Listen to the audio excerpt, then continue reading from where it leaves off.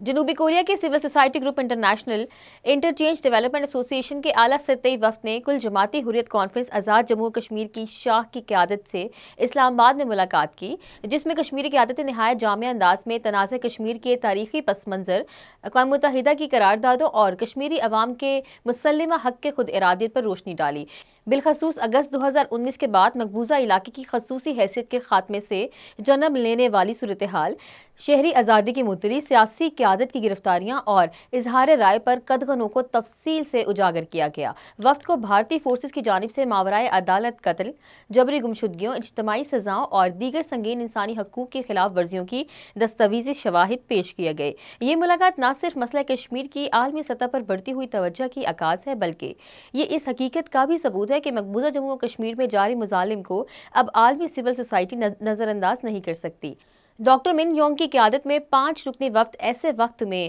کشمیری حریت قیادت سے ملاقات ہوئی جب مقبوضہ جموں و کشمیر مسلسل انسانی حقوق کی سنگین پامالیوں، سیاسی جبر اور آبادیاتی تبدیلی کے خطرناک منصوبوں کی زد میں ہے۔ حریت رہنماؤں نے اس امر پر بھی زور دیا کہ مودی حکومت ہندوتوا نظریے کے تحت مقبوضہ کشمیر کی مسلم اکثریتی شناخت کو مٹانے اور آبادی کے تناسب کو تبدیل کرنے کی منظم کوشش کر رہی ہے، جو نہ صرف بین الاقوامی قوانین بلکہ انسانی اقدار کی صریح خلاف ورزی ہے۔ ڈاکٹر من یونگ کا مقبوضہ کشمیر کی صورتحال پر تشویش کا اظہار اور سول سوسائٹی کے کردار کو اجاگر کرنا اس بات کا اشارہ ہے کہ عالمی ضمیر اب بیدار ہو رہا ہے۔